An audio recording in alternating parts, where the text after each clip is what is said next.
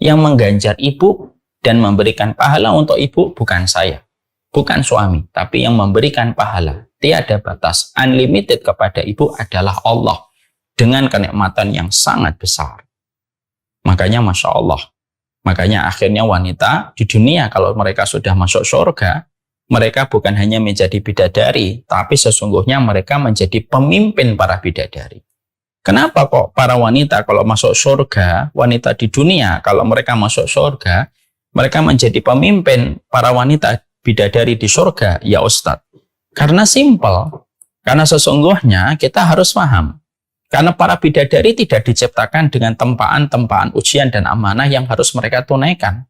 Para bidadari tidak pernah melahirkan, tidak pernah sakitnya menyusui, tidak pernah mengerti bagaimana rasanya ketika seorang anak menggigit dirinya ketika sedang anak itu menyusui. Selamat datang di channel Tauhid Istiqomah. Semoga video ini bisa membawa berkah untuk kita semua. Amin. Alhamdulillah, tentunya senantiasa kita bersyukur kepada Allah atas seluruh nikmat yang Allah berikan di dalam kehidupan kita.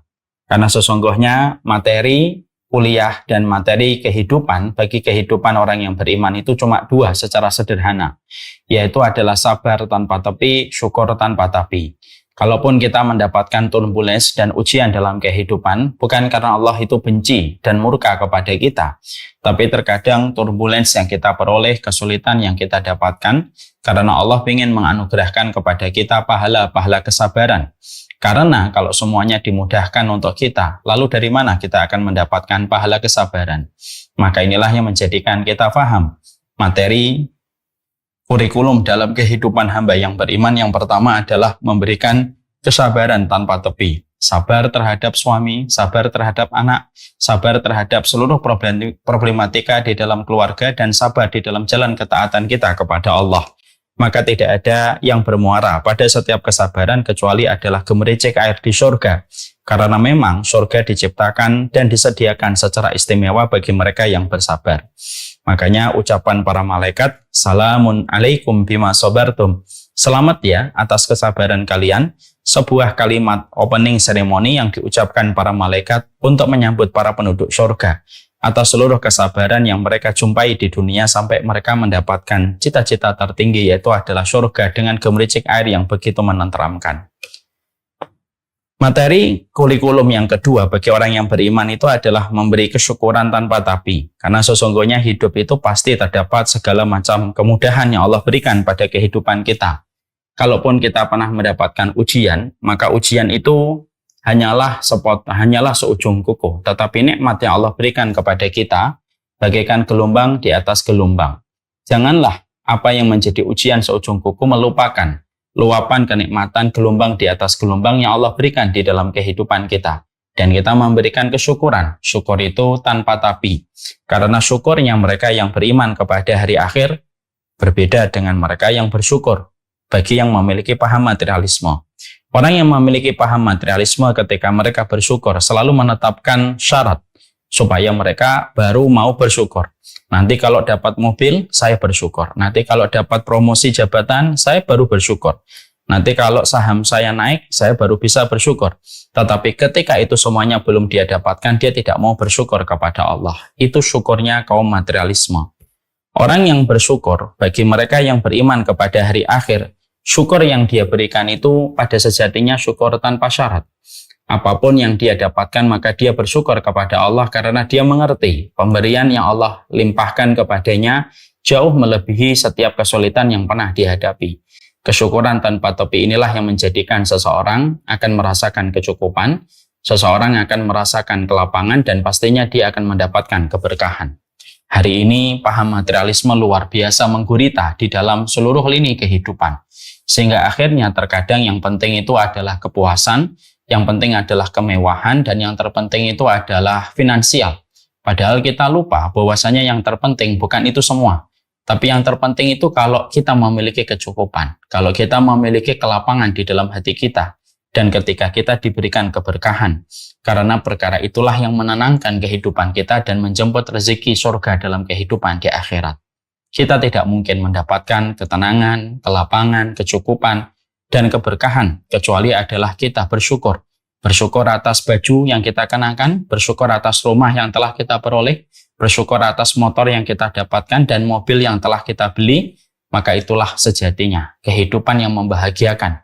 Bukan berapa digit yang kita peroleh, tetapi berapa syukur yang telah kita berikan pada apa yang Allah anugerahkan kepada kita. Orang yang beriman itu memiliki sifat yang banyak, dan salah satu sifat orang yang beriman, mereka tidak pernah kehabisan alasan untuk bersyukur kepada Allah Subhanahu wa Ta'ala. Dan itulah yang menjadikan kita semoga menjadi hamba yang bersyukur kepada Allah.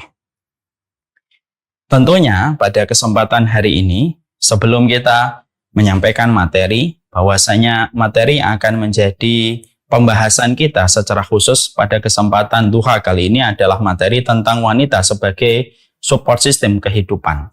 Tapi sebelum kita membahas itu, tentunya saya mendoakan secara khusus semoga seluruh komponen yang ada di Bank Syariah Indonesia selalu diberikan oleh Allah kekuatan, selalu diberikan oleh Allah proses belajar dan proses bertumbuh dan berkembang sesuai dengan syariat yang ditetapkan oleh Allah dan Rasul-Nya.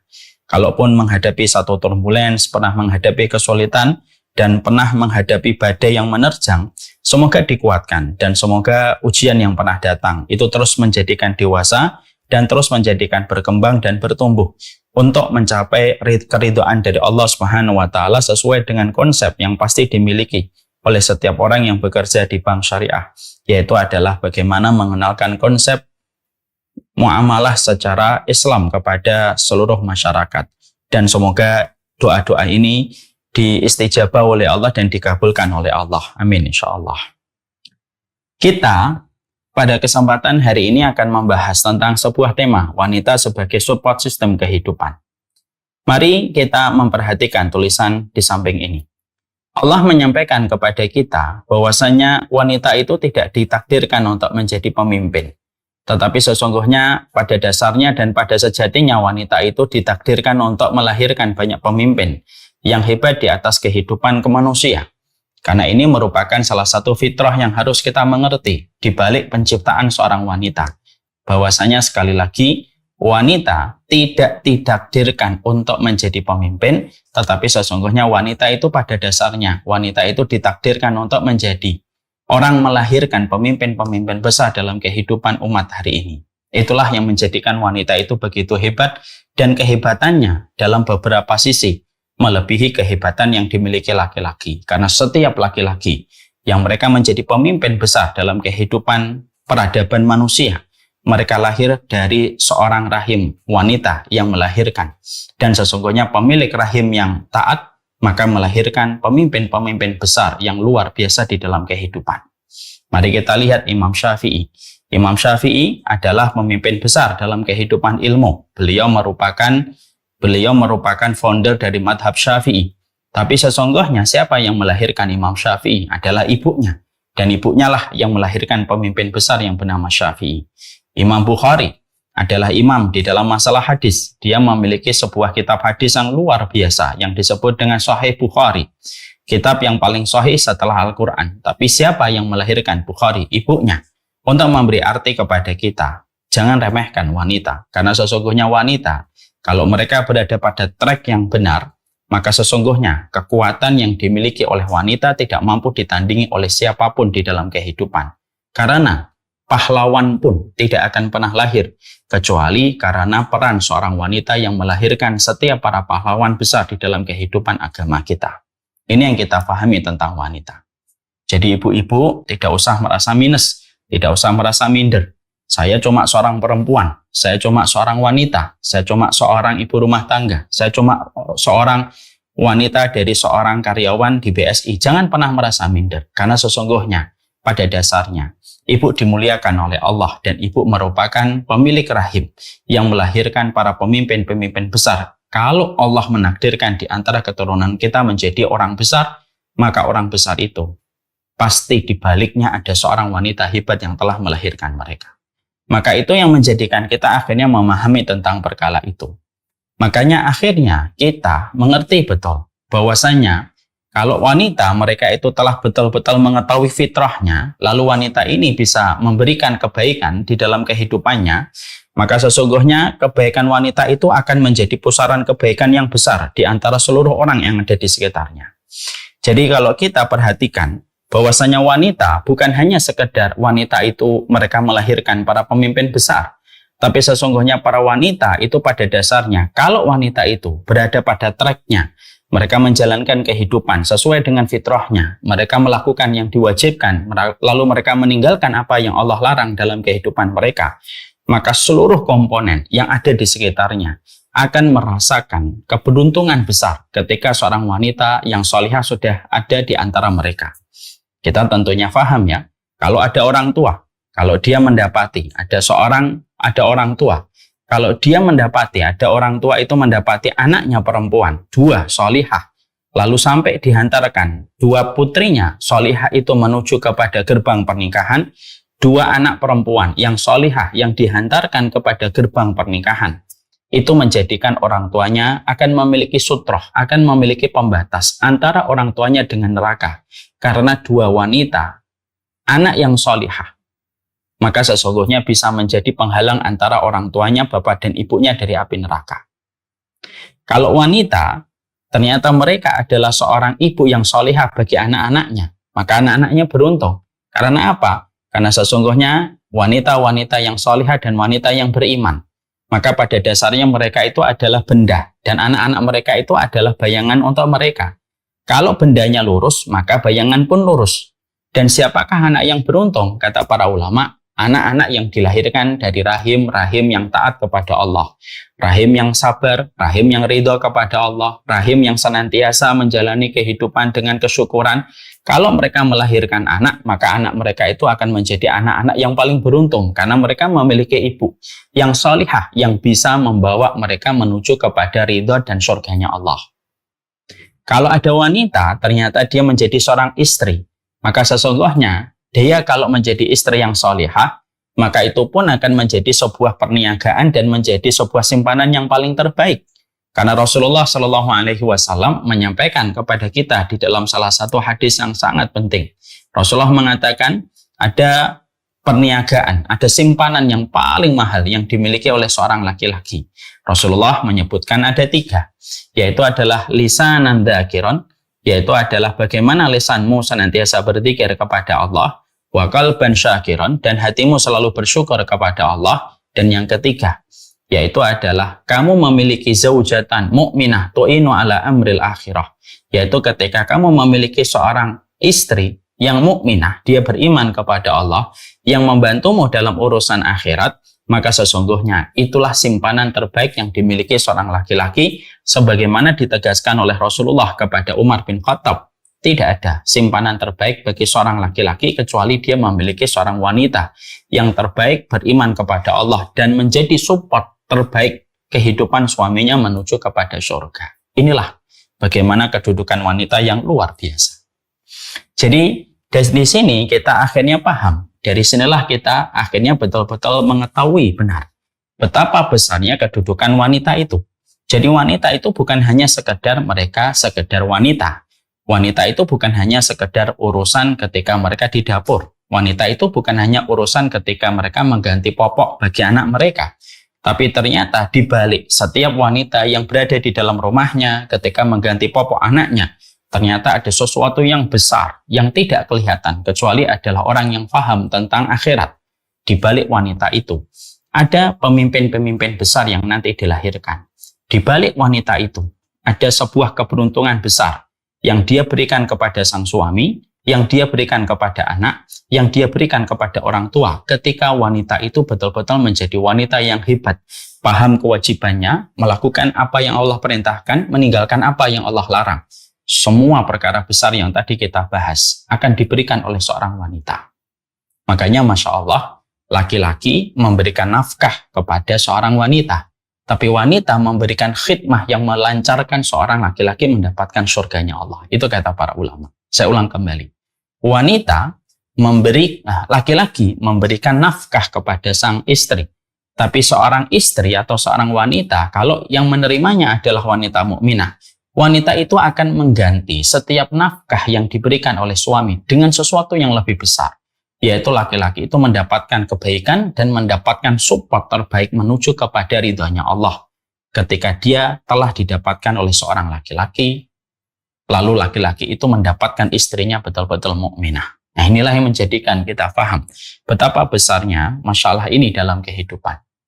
Makanya akhirnya saya tidak salah kalau saya mengatakan bahwasanya support system dalam kehidupan peradaban hari ini yaitu adalah dimiliki, bahwasanya support terbesar dalam kehidupan peradaban hari ini adalah bagaimana kita mempersiapkan para wanita-wanita kita berada pada tracknya.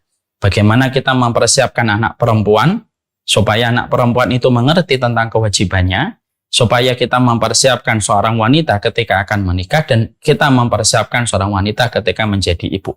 Karena sekali lagi peradaban besar itu sangat tergantung bagaimana posisi seorang wanita di dalam peradaban itu.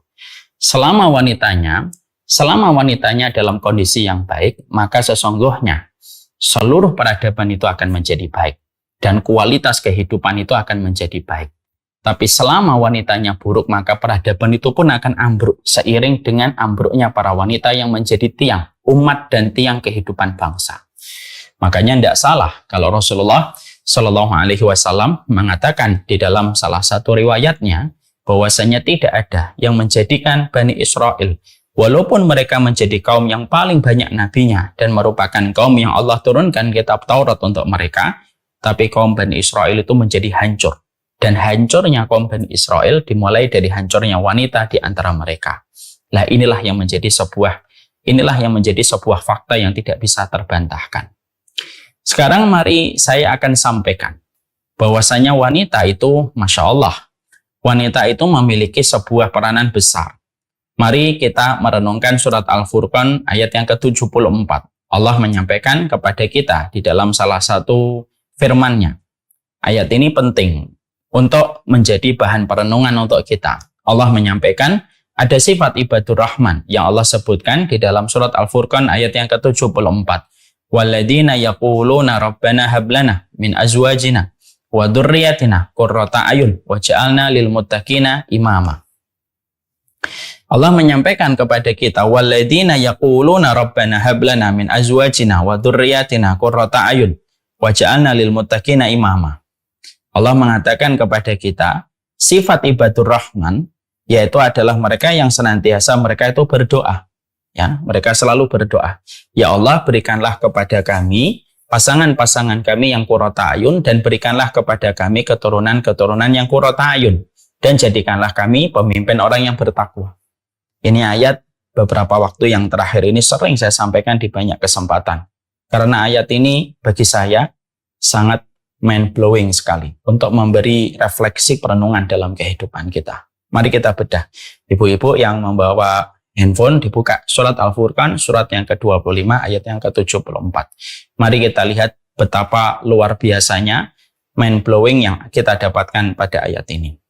Allah itu menyampaikan bahwasanya permintaan orang yang beriman itu adalah, ya Allah, berikanlah kepada kami pasangan-pasangan kami dan anak-anak kami yang qurrata ayun dan jadikanlah kami pemimpin orang yang bertakwa. Artinya, di dalam doa yang ada pada surat Al-Furqan ayat yang ke-74 di sini ada 3 permintaan. 3 permintaan itu dimulai dari yang terakhir, jadikanlah kami pemimpin orang yang bertakwa. Jadi sifatnya orang yang beriman itu bukan hanya menjadi orang yang bertakwa, tapi orang yang beriman itu harus bercita-cita besar, pemimpin orang yang bertakwa. Permintaan yang kedua yaitu adalah kita meminta supaya kita diberikan anak yang qurrata ayun, anak yang menyenangkan hati dan jiwa kita. Permintaan yang pertama yaitu adalah bagaimana kita diberikan oleh Allah, yaitu adalah pasangan-pasangan yang qurrata ayun. Yang menarik adalah di antara 3 permintaan ini, permintaan yang pertama yang Allah berikan, permintaan pertama yang diminta oleh seorang hamba kepada Allah, Allah itu mengajari seorang hamba, sebelum kamu meminta supaya keluargamu itu berkualitas menjadi pemimpin orang yang bertakwa, sebelum anakmu menjadi anak-anak yang menjadi penyejuk pandangan, maka yang kita harus minta yang pertama kepada Allah itu apa? Yaitu adalah kita meminta supaya istri kita dan suami kita itu saling memberi qurrata ayun, saling menenangkan, saling memberikan support system yang terbaik dan positif di dalam kehidupan mereka berkeluarga. Kenapa? Permintaan yang pertama yaitu adalah meminta supaya istri kita dan meminta kepada Allah supaya pasangan kita atau suami kita itu qurrata ayun terlebih dahulu. Karena para ulama berkata, karena kalau kita, istri kita sudah menjadi qurrata ayun, kalau wanita sudah menjadi qurrata ayun bagi suaminya dan suami itu menjadi qurrata ayun bagi istrinya, maka Allah akan memberikan kepadanya dua. Anaknya pasti berkualitas dan menjadi qurrata ayun, dan pastinya anak-anaknya atau di antara keluarganya akan menjadi pemimpin bagi orang yang bertakwa. Pasti kehidupan mereka berkualitas, bukan hanya sekedar berkualitas, tapi menjadi pemimpin orang yang bertakwa. Kapan itu dimulai? Ketika seorang wanita telah menjadi qurrata ayun untuk suaminya, dan suami juga menjadi qurrata ayun bagi istrinya, maka dua garansi yang Allah berikan. Anakmu akan membahagiakan kalian berdua, dan di antara keluargamu, entah suamimu atau anakmu, nanti akan berkualitas. Tapi itu dimulai dari sebuah ikhtiar istri menjadi support system yang terbaik bagi sang suami, dan sang suami menjadi support system yang terbaik bagi seorang istri. Dan ini memberikan kepada kita tambahan arti. Berarti Masya Allah ya, berarti kedudukan seorang wanita itu luar biasa besar. Bisa memberikan efek yang luar biasa kepada anak, bisa memberikan efek yang luar biasa kepada kualitas suaminya dan anak-anaknya dalam kehidupan sosial di luar rumah mereka, disebabkan ketika mereka telah mendapatkan seorang istri itu menjadi qurrata ayun dalam kehidupan mereka. Inilah dahsyatnya seorang wanita, kalau wanita itu sudah tahu betapa besarnya positioning seorang wanita di dalam kehidupan agama dan kehidupan sosial di kehidupan dunia ini. Makanya inilah yang menjadikan kita akhirnya, Masya Allah ini. Maka inilah yang menjadikan kita berupaya betul. Dan dakwah ini harus memberikan kontribusi untuk memberikan edukasi. Bahwasanya wanita itu, Masya Allah, kekuatan yang dimilikinya itu besar. Dan ini kita head to head dengan kekuatan-kekuatan jahat di luar yang mencoba untuk menarik perempuan, dan supaya perempuan itu tidak lagi menjadi support system yang terbaik dalam keluarga. Menjadikan perempuan hanya menjadi objek kenikmatan dan objek syahwat.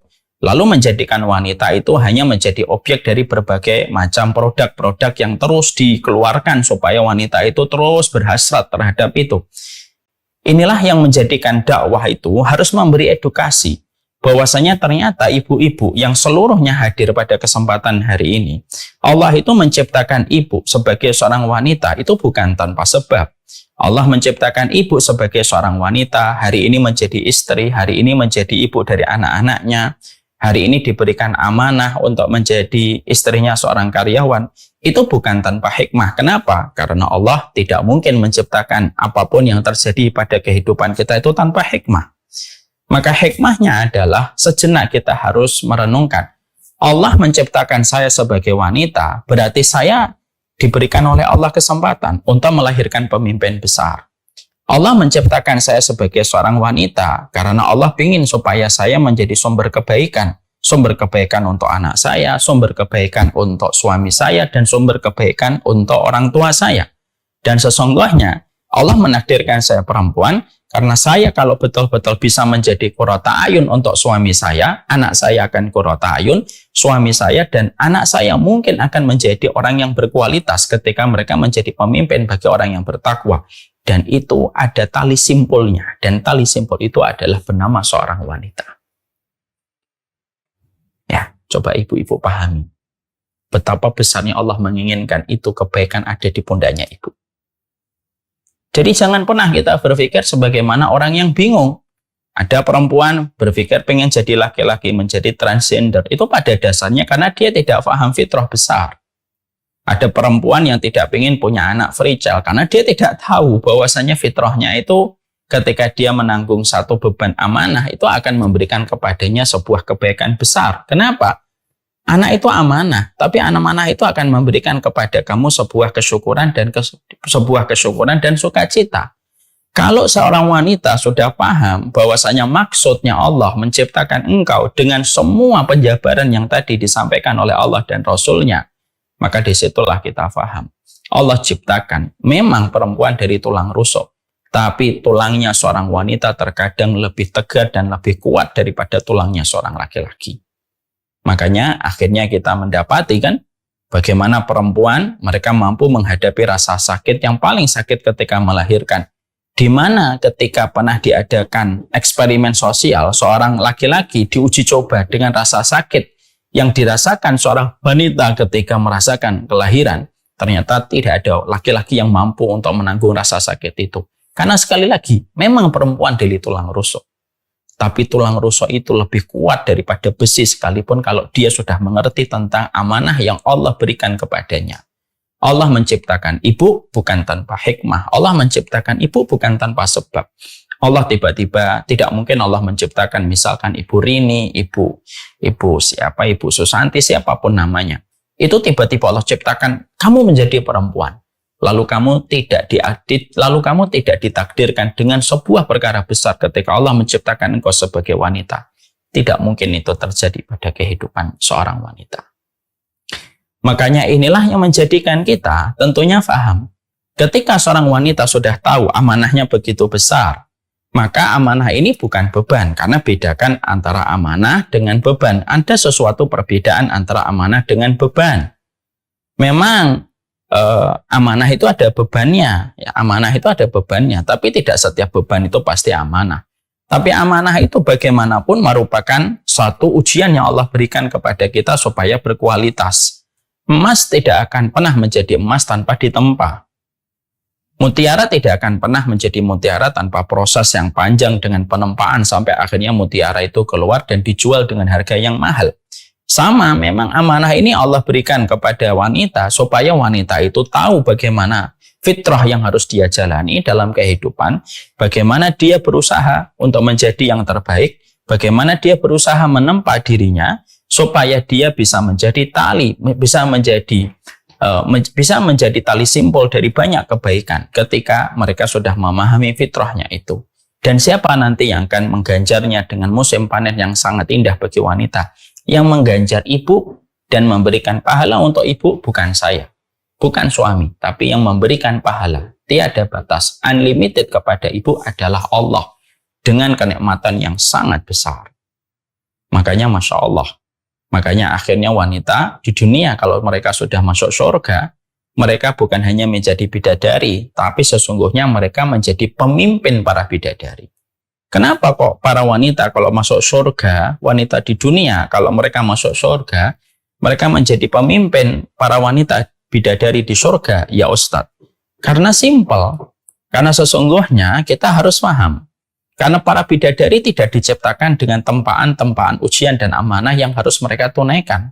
Para bidadari tidak pernah melahirkan, tidak pernah sakitnya menyusui, tidak pernah mengerti bagaimana rasanya ketika seorang anak menggigit dirinya ketika sedang anak itu menyusui, tidak mengetahui bagaimana darah nifas, tidak mengetahui bagaimana dia harus berjibaku dengan seluruh ujian perasaan yang ada di dalam hatinya, air mata yang tumpah, kesedihan yang pernah dirasakan. Semua itu yang pernah dilewati wanita yang menjadikan posisi seorang wanita itu ditinggikan, melesat sangat jauh lebih tinggi daripada posisinya para bidadari. Karena bidadari hanya diciptakan dengan kenikmatan yang Allah berikan di surga, tapi tidak pernah melewati berbagai macam tempaan dan ujian ketika di dunia. Maka itulah yang menjadikan akhirnya wanita, kalau mereka betul-betul sudah berada pada fitrahnya, menjalankan amanah dan kewajiban yang Allah bebankan kepadanya, maka sesungguhnya tidak ada tempat kembali mereka kecuali menjadi pemimpin para wanita bidadari dalam kehidupan kelak di surga. Itulah beruntungnya menjadi seorang wanita. Nah, setelah kita memahami bahwasanya ketika kita paham kedudukan wanita sedemikian besarnya, maka kita harus paham salah satu tugas teragung bagi seorang wanita itu apa? Tugasnya teragung seorang wanita itu adalah bagaimana dia menjadi bagian dari kehidupan seorang laki-laki yang telah menghalalkan dia. Makanya akhirnya disinilah dia harus paham. Tidak ada karir tertinggi bagi seorang wanita kecuali mendapatkan ridho dari suaminya.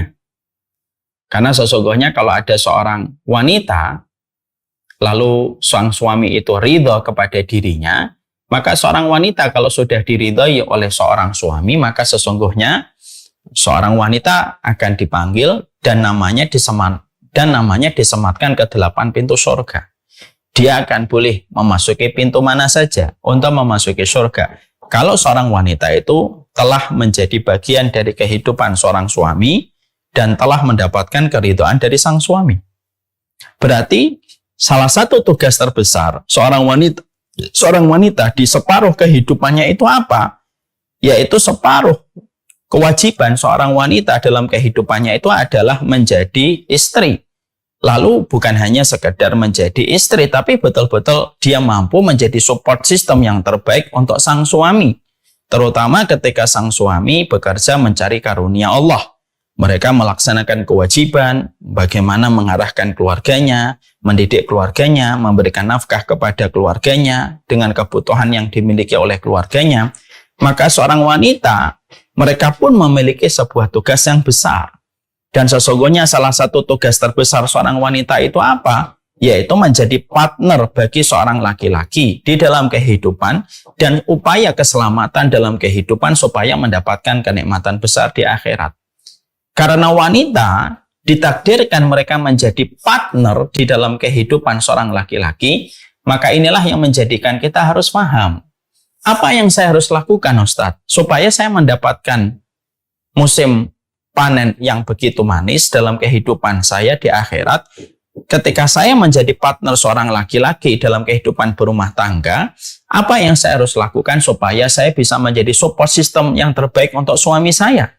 Karena apa? Kalau saya memang menjadi support system yang terbaik untuk suami saya dan tidak ada keberuntungan laki-laki kecuali mendapati seorang wanita yang membantu suaminya dalam urusan akhirat, kalau dikonkretkan dan di breakdown, apa yang saya harus lakukan? Supaya betul-betul suami saya bukan hanya sekedar menjadi karyawan, tapi mampu melejitkan potensinya menjadi pemimpin orang yang bertakwa. Supaya anak saya pun mampu menjadi orang-orang besar dalam kehidupan mereka. Apa yang saya harus lakukan untuk suami saya? Supaya membangun support system itu. Karena bukan berarti ketika seorang wanita menjadi istri, dia tidak bekerja. Dia bekerja. Laki-laki juga bekerja, tapi bekerjanya perempuan itu lebih istimewa. Bekerjanya perempuan itu adalah dia menjadi timnya suami. Di dalam banyak perkara yang ada pada kehidupan yang dijalani bersama, ketika dia menjadi support system dari sebuah tim keluarga bernama suaminya, kalau tim ini baik, maka seluruhnya akan menjadi baik. Dan ketika tim ini pincang, maka seluruhnya pun akan menjadi pincang. Makanya tidak salah kalau orang luar sering mengatakan, di balik laki-laki yang hebat, ada wanita yang hebat. Dan itu ada dua, ibunya dan istrinya. Maka inilah yang menjadikan kita akhirnya paham. Ya, saya pingin sekali Ustadz, saya pingin bekerja, walaupun saya tidak perlu ke kantor. Dan tidak perlu saya menjadi karyawan. Saya ingin bekerja. Apa pekerjaan yang Allah bebankan untuk saya? Jadi bukan berarti perempuan itu kalau mereka di dalam rumah tangga tidak bekerja. Salah. Jadi kalau ada perempuan ditanya, kerja apa? Kerja atau tidak, Mbak? Jawab aja, saya kerja. Loh, kerjanya apa? Menjadi timnya suami saya. Itu kerjaannya. Jadi jangan ada yang mengatakan, kerja, Mbak? Enggak. Sekolah tinggi-tinggi kok nggak kerja. Lu kerja, perempuan tuh kerja. Kata siapa nggak kerja? Bahkan terkadang pekerjaannya lebih berat daripada yang lainnya. Maka sesungguhnya ketika kita paham, perempuan pun harus bekerja. Tapi dalam dimensi yang unik sesuai dengan dunianya mereka. Sekarang apa yang harus dilakukan seorang wanita ketika bekerja? Ketika seorang wanita sudah memahami salah satu di antara fase kehidupannya adalah dia bekerja menjadi tim untuk suaminya. Di dalam suaminya mencari karunia dan menyelesaikan banyak masalah yang mungkin dihadapi dalam kehidupannya, maka setidaknya ada 5 pekerjaan yang harus dilakukan seorang wanita supaya bisa menjadi support system terbaik bagi kehidupan untuk suaminya dan anaknya di dalam bertumbuh kembang. Apa itu 5? Yang pertama, ini di sini.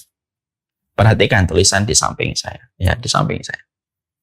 Yang pertama adalah seorang wanita, pekerjaannya itu dimulai dengan sebuah pekerjaan yang simpel dan sederhana.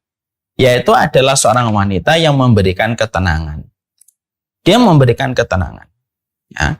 Karena ketenangan seorang suami itu adalah perkara yang sangat besar untuk melejitkan potensi dirinya. Dan tidak ada ketenangan yang paling besar kecuali ketenangan yang didapatkan oleh seorang suami dari istrinya.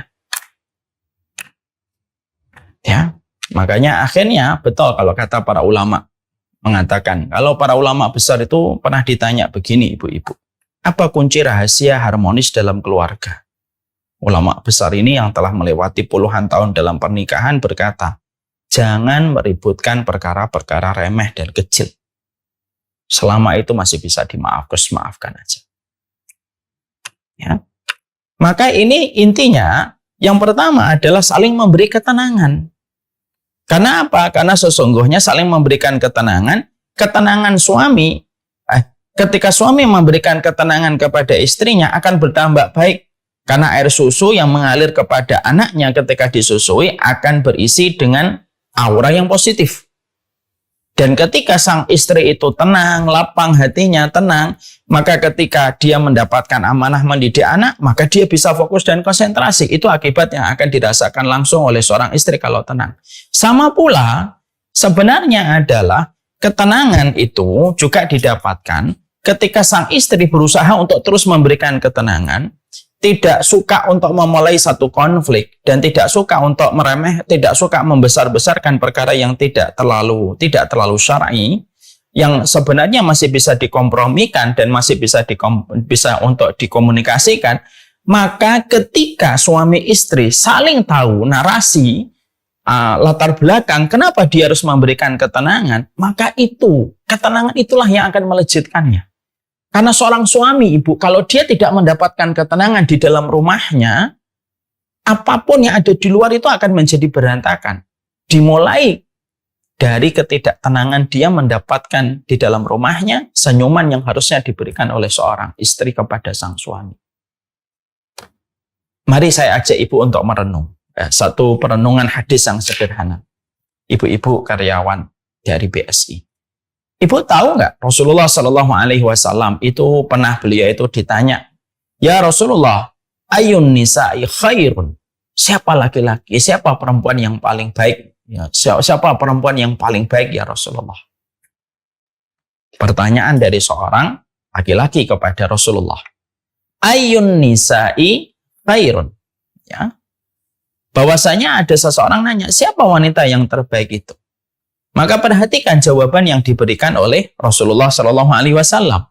Nabi pada saat itu tidak mengatakan kepada yang bertanya dan menjawab. Nabi tidak mengatakan perempuan yang baik itu yang banyak sholatnya. Perempuan yang baik itu yang banyak puasanya. Wanita yang paling baik itu yang paling panjang jilbabnya. Nabi tidak mengutip jawaban-jawaban itu tanpa menafikan semua jawaban-jawaban itu memang benar. Salah satu di antara ciri-ciri perempuan yang baik. Tapi yang menarik, Nabi tidak menyebutkan semuanya. Tapi Nabi menyebutkan yang paling besar, yang paling berdampak bagi sang suami, yang paling berdampak kebaikan. Yang disebutkan oleh Nabi Shallallahu Alaihi Wasallam itu apa? Ayun nisa'i khairan. Maka Rasulullah mengatakan, idza nadharta ilaiha sarrathu. Yaitu seorang perempuan yang apabila seorang laki-laki melihat kepada wanita, istrinya, maka istrinya itu wajahnya itu menyenangkan untuk suaminya. Masya Allah. Jadi ternyata seorang perempuan yang terbaik, yang menjadi bagian dari pekerjaan seorang wanita itu apa? Dari pekerjaan seorang wanita itu sederhana. Simple kok. Dan sederhana. Dia menyenangkan untuk suaminya ketika dipandang suaminya itu menyenangkan. Jadi jihadnya seorang wanita yang paling besar itu di wajahnya. Jihadnya yang paling besar seorang wanita itu di wajahnya. Maka kalau ada perempuan banyak sholatnya, banyak tahajudnya, banyak puasa sunnahnya, tapi wajahnya tidak menyenangkan, yang suka dilipat wajahnya, bermuka cemberut, dia bukan kriteria wanita solihah, walaupun bukan wanita yang terbaik, walaupun mungkin banyak sholatnya, mungkin banyak puasanya, mungkin dia baik, tapi dia tidak terbaik. Mungkin dia wanita baik, tapi dia bukan yang terbaik. Jadi Masya Allah, dari situ kita akhirnya mendapati, ternyata yang kita jumpai dan kita dapatkan adalah Masya Allah ya. Ini yang dinamakan ketenangan. Jadi artinya ketika seorang wanita, terutama ketika sang suami menghadapi problematika, turbulence besar yang dihadapi di kantornya, maka pekerjaan seorang wanita, jangan merasa itu kan pekerjaan kamu di kantor. Sudahlah kamu pikir sendiri gitu. Tidak bisa begitu.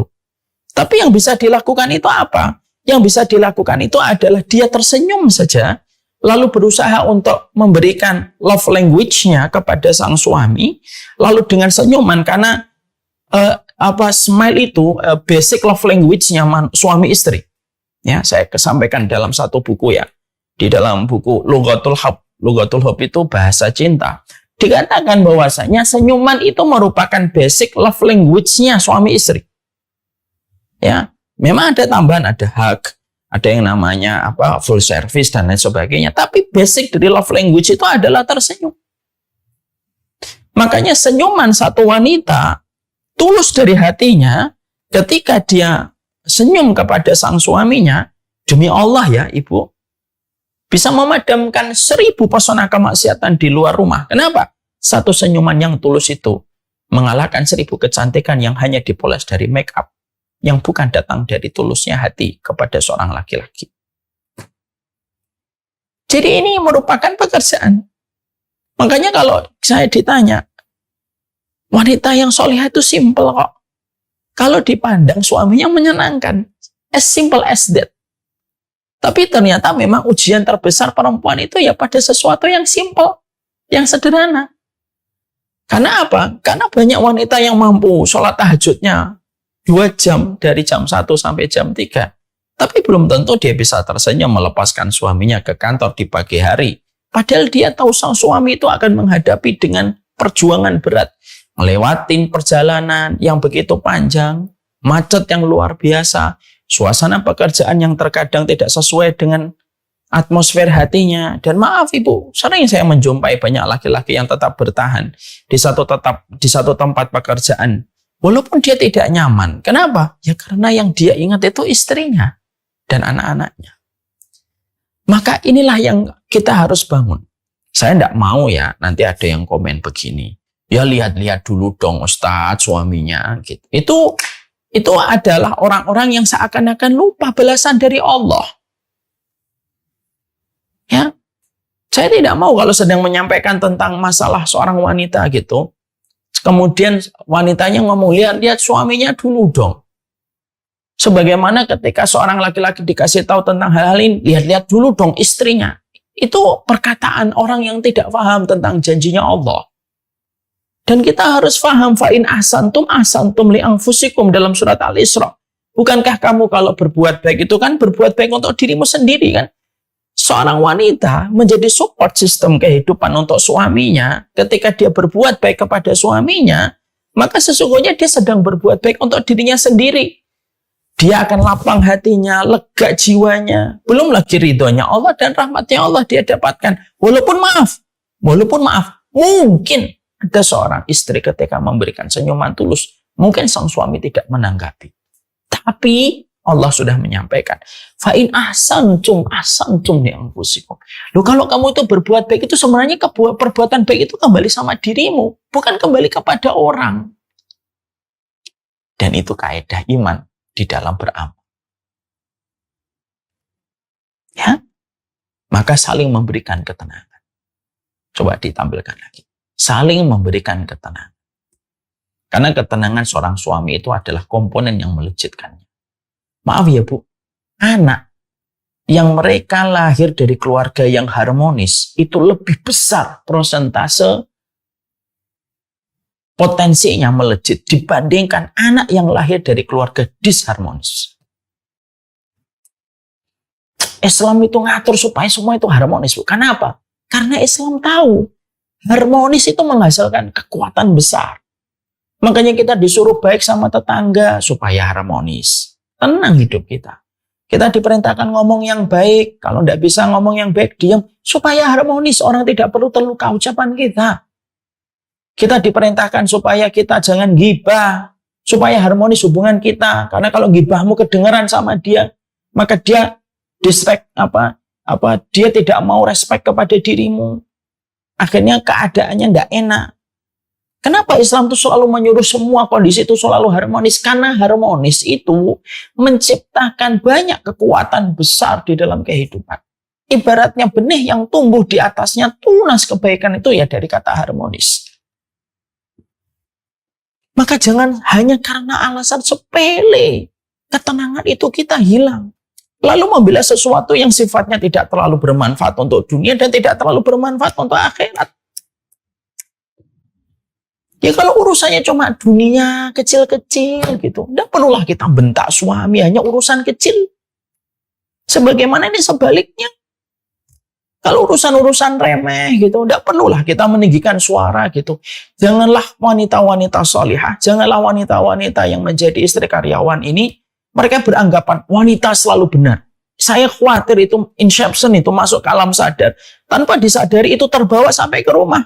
Akhirnya apa? Kalau marah, ya sudah kamu maklumi, namanya juga perempuan, gak bisa gitu terus-terusan. Lalu apa fungsinya syariat untuk diikuti menjadi petunjuk dalam kehidupan? Ini juga berlaku untuk laki-laki. Karena sekali lagi, kalau ibu dan kita laki-laki, seorang suami, berbuat baik, fa'ina ahsantum li anfusikum. Kalau kamu itu berbuat baik, itu sebenarnya kita berbuat baik sama diri kita sendiri. Dan ketenangan, seorang suami yang memadamkan 1000 pesona kemaksiatan di luar rumah. Maaf ya, kenapa terkadang ada orang berselingkuh? Kadang-kadang selingkuhannya lebih jelek daripada istrinya. Atau sebaliknya, suami, istrinya selingkuh. Karena pasangan selingkuhan mereka itu memberikan ketenangan. Yang sejatinya terkadang, ketenangan itu justru tidak didapatkan oleh mereka dari pasangan mereka.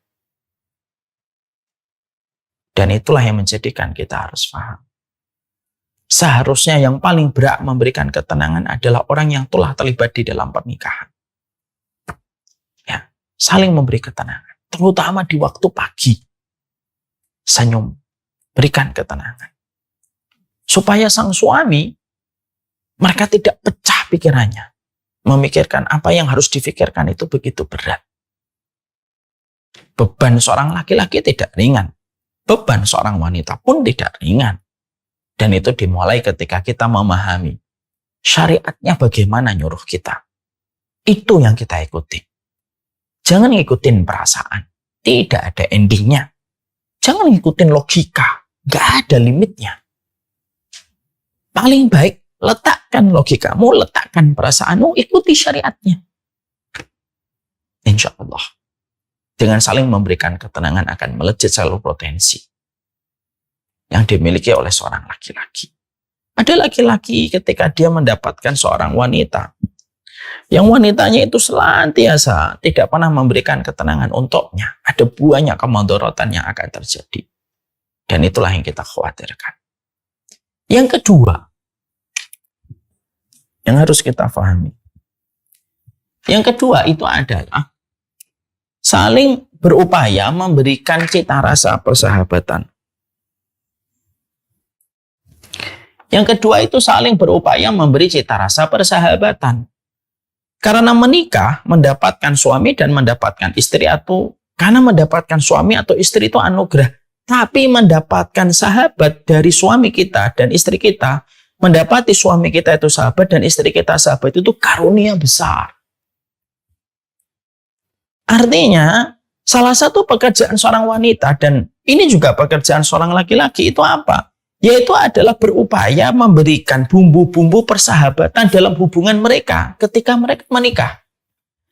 Imam Ibnu Katsir itu berkata, Bapak dan Ibu, tidak ada persahabatan yang paling agung kecuali persahabatan seorang suami dan istri. Saya ulang kembali. Tidak ada persahabatan paling agung kecuali persahabatan antara seorang suami istri. Itu kata Imam Ibnu Katsir. Makanya akhirnya kata persahabatan itu kan tidak langsung kita peroleh. Coba, saya punya sahabat, Bu. Ibu-ibu pasti punya sahabat. Ibu apakah langsung mendapatkan sahabat, kenalan langsung bersahabat? Enggak. Karena kita punya frekuensi bercanda, kita punya frekuensi referensi yang sama, kita kalau membicarakan hal bisa kita sinkronkan, kita bisa winning-winning solution kalau kita menghadapi perbedaan, itu biasanya menjadi sahabat.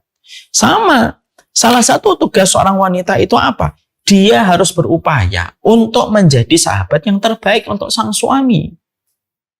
Lah, kalau bersahabat dengan laki-laki itu bagaimana sih? Tahu apa yang harus direspon, apa yang tidak perlu direspon, apa yang perlu direspon, dan cara kita menyikapi respon itu. Contoh, kita harus paham laki-laki itu kalau banyak masalah, kadang diam. Bukan berarti dia tidak mau menceritakan masalahnya kepada istrinya, tapi dia ingin sekali memiliki sebuah gua. Di dalam gua itu dia ingin sendirian dulu. Karena fitrahnya laki-laki itu tidak ingin menyusahkan istrinya dan anaknya. Fitrahnya. Jadi kalau ada masalah, dia diam. Maka seorang sahabat yang baik itu apa? Seorang sahabat yang baik itu adalah ketika dia paham, oh, kapan saya harus bicara? Karena kadang-kadang laki-laki kalau menyampaikan sesuatu, ibu tuh tidak usah buru-buru langsung menyampaikan pendapat saya gini, pendapat saya begini, pendapat saya begini. Kadang laki-laki itu tidak butuh pendapatmu. Kadang dia itu hanya pengen didengar, sebagaimana perempuan juga pengen didengar. Kecuali seorang wanita memang sudah dimintain pendapatnya, baru wanita itu memberikan pendapatnya dengan sebuah sikap. Diterima, alhamdulillah, tidak diterima pun tidak mengurangi cintanya suami kepada dirinya sebenarnya. Maka yang kedua, kata para ulama, saling memberikan cita rasa persahabatan. Sehingga akhirnya apa? Kalau kita pengen bersahabat, ya dilakukan berupaya. Cara merespon ada masalah, cara menyamakan frekuensi. Oh, ternyata suami saya suka ini. Ya belajarlah tentang apa yang disukai oleh sang suami kita. Supaya kita bisa menjajaki obrolan dengannya. Oh, istri kita sukanya apa? Oh, supaya kita bisa menjajaki upaya persahabatan dengan dirinya. Bahkan maaf ya, saya pernah mendengar ada seseorang yang berkata, bahkan salah satu di antara rumus keharmonisan cinta yang sejati itu apa? Ketika seorang suami atau seorang wanita sudah bisa untuk bersikap konyol, hanya untuk bisa mengundang gelak tawa seorang pasangan hidup. Itu termasuk salah satu kejujuran dalam mencintai. Ya. Jadi itu merupakan salah satu di antara hal untuk saling mencintai.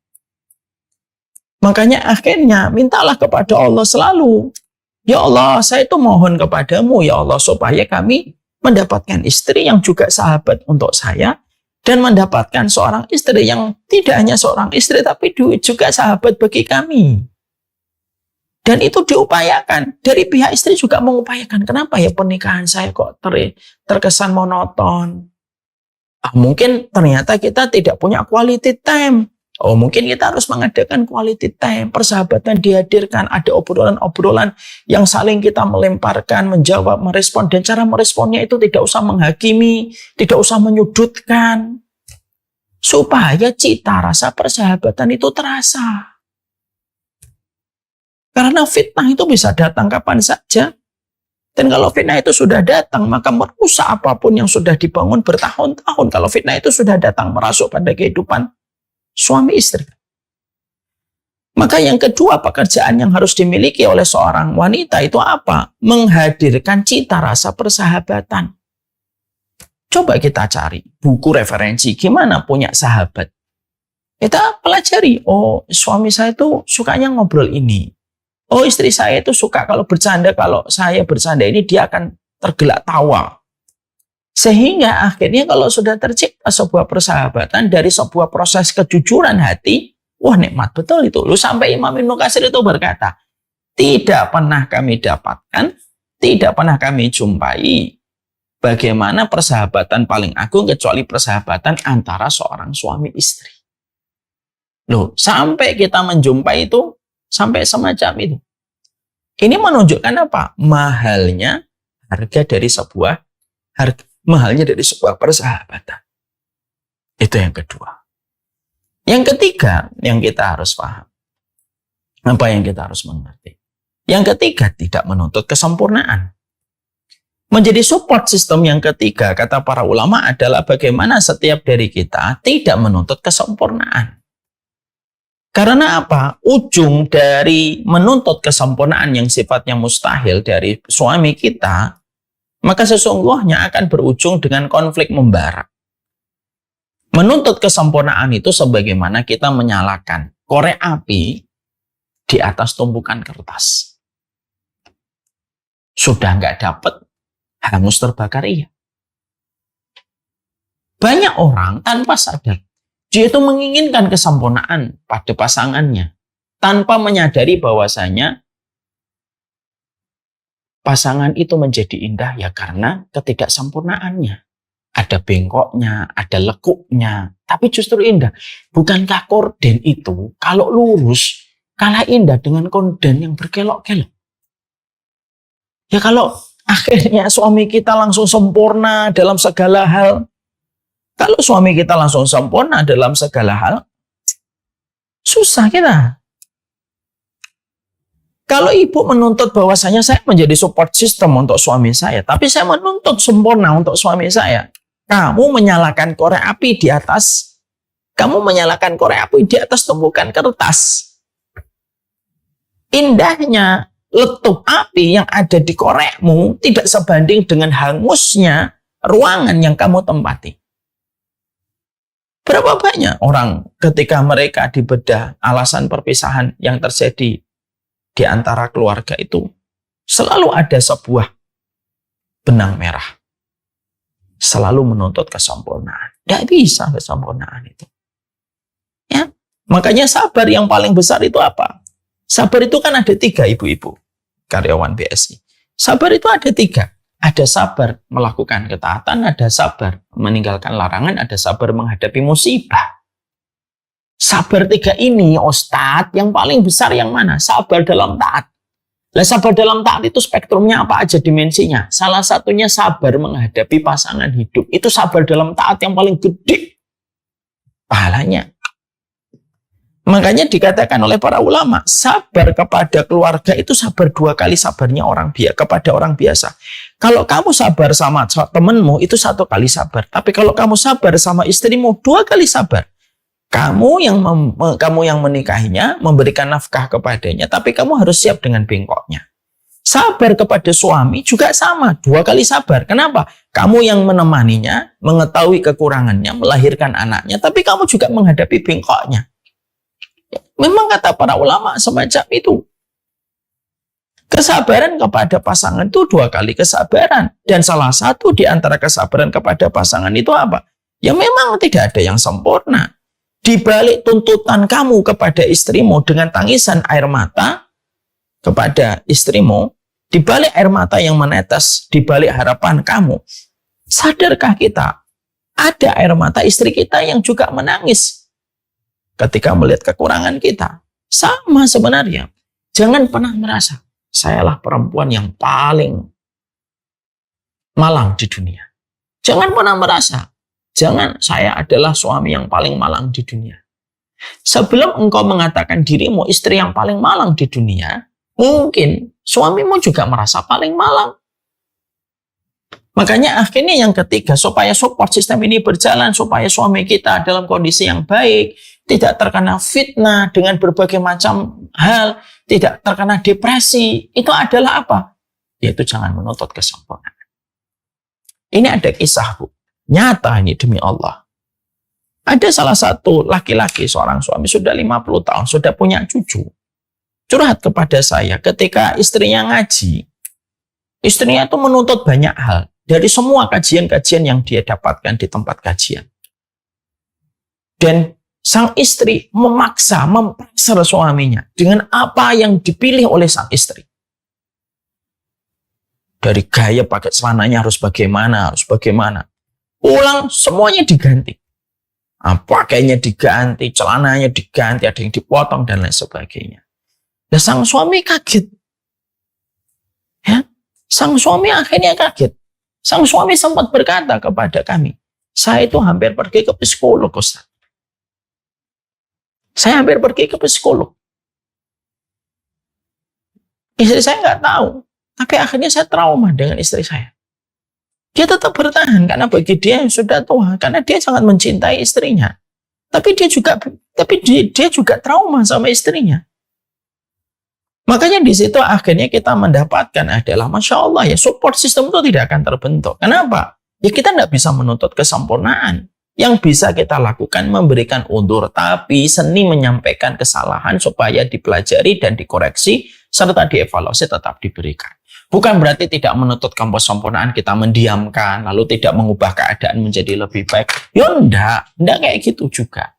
Tapi tetap bagaimanapun kita harus berusaha untuk memberikan perbaikan-perbaikan antara suami dan istri. Itu yang ketiga. Yang keempat, yaitu adalah ketika kita menjadi support system dalam kehidupan untuk suami kita, yaitu yang keempat adalah kita tidak hanya menjadi istri, tapi jadi istri, jadi kekasih, jadi sahabat, dan ibu dari anak-anak kita. Kadang-kadang kita harus quality time supaya kita bisa kayak kekasih. Ingat ya Ibu, suami kita itu adalah big baby. Dia adalah bayi besar. Gitu. Jangan menuntut harus berwibawa 24 jam. Tidak boleh bercanda. Kamu kepala keluarga. Tidak bisa. Nabi aja pernah ngajak lomba berlari Aisyah kok. Kalau kita pikir-pikir ngapain Rasulullah, pemimpin besar, pemimpin penduduk surga, lomba lari dengan Aisyah. Karena Nabi ingin memperlihatkan bahwasanya suami istri itu tidak harus monoton menjadi suami dan istri kaku secara normatif, tapi kadang-kadang lomba lari, senyum, karena itu menjadi kekasih, kadang menjadi sahabat, ada obrolan yang nggak penting-penting yang dibicarakan yang membuat mereka tergelak tertawa. Dan tentunya juga ada tugas bagaimana mendidik anak-anaknya. Makanya maaf ya Bu, kalau pas lagi ketika suaminya bercanda, Ibu harus menyamakan frekuensi. Ketika sang suaminya lagi manja, Ibu harus pindah ini. Saya jangan jadi ibu dari anak-anak saya harus jadi kekasih untuk suami saya. Makanya akhirnya permintaan kita dalam doa itu apa? Ya Allah, jadikanlah saya itu adalah istri, jadikanlah saya kekasih, jadikanlah saya adalah ibu dari anak-anak saya dan sahabat untuk suami saya. Lah itulah indahnya kalau sudah didapatkan. Dan yang terakhir, membangun support system dalam kehidupan, yaitu adalah bagaimana kita senantiasa mendoakan suami kita terus di dalam kebaikan. Saya jujur ya, dalam perjalanan dakwah, sering sekali saya menemukan ada harapan-harapan yang dimiliki oleh seorang istri. Saat saya tuh pengen suami saya begini dan begini. Lalu saya berkata, Ibu sudah mendoakan di waktu-waktu yang mustajab. Istrinya tersenyum, belum pernah Ustaz. Gimana Ibu? Orang yang paling layak didoakan oleh ibu itu bukan anak. Orang yang paling layak didoakan oleh wanita, seorang istri itu ya suaminya dulu. Suaminya pintu tengahnya surga kok. Gak didoakan pertama kali itu, terus gimana dapat pintu tengahnya surga? Ada pula yang berkata juga kepada saya, Ustaz, saya itu mendoakan suami saya, tapi paling terakhir setelah saya mendoakan semua, baru saya suami saya. Tidak bisa, Ibu. Tidak bisa begitu. Inilah yang menjadikan kita akhirnya paham. Bahasa cinta, min amaratil hum, atau min amaratil mahabbah, dzikruha. Sesungguhnya tanda cinta itu menyebutkannya, dan menyebutkan namanya di hadapan Allah. Menjadi bagian persahabatan, bisa menjadi kekasih untuk pasangan kita, dan supaya kita bisa memberikan ketenangan, kita tidak menuntut kesempurnaan untuk suami kita, supaya kita bisa mendapatkan persahabatan yang baik, itu kita minta kepada Allah, supaya kita bisa menjadi qurrata ayun untuk suami kita. Kalau kita sebagai wanita sudah qurrata ayun, laki-laki merasakan, ya Allah, luar biasa ya istri saya itu menjadi qurrata ayun. Kalau laki-laki itu baik Bu, pasti dia akan berusaha untuk menjadi qurrata ayun. Dan apa yang didapatkan? Suami ibu akan berkualitas di tempat kerja. Dia tenang di tempat pekerjaan. Dia tidak perlu mengambil-ngambil yang haram. Dia tidak perlu tergiur dengan berbagai macam spekulasi perjudian. Kenapa? Dia sudah mendapatkan ketenangan melalui istrinya. Sekali lagi, wanita itu memiliki dampak yang besar pada proses kebaikan. Sebagaimana perempuan itu juga bisa sebaliknya memberikan dampak kerusakan bagi kehidupan ketika mereka tidak tahu tugas dan pekerjaan yang harus diselesaikan oleh mereka. Wallahu a'lam bishawab. Mohon maaf agak keluar waktu 1,5 jam kita membahas, tapi karena memang pembahasan ini tidak bisa diputus di tengah-tengah, dan saya memilih tema ini sebenarnya karena tema ini saya melihat bahwasannya di BSI kemarin sempat mengalami turbulence yang cukup besar gitu. Dan tentunya kita sangat berharap sekali bahwasanya keadaan-keadaan semacam ini mungkin akan sering datang dan sering hadir. Maka bagaimanapun wanita, mereka bukan pengangguran. Wanita itu bukan hanya sekedar ibu rumah tangga. Tapi wanita itu adalah bagian dari sebuah tim yang sangat luar biasa bersama suaminya. Dan memberikan support system yang terbaik dalam kehidupan bersama suaminya dan keturunan-keturunannya.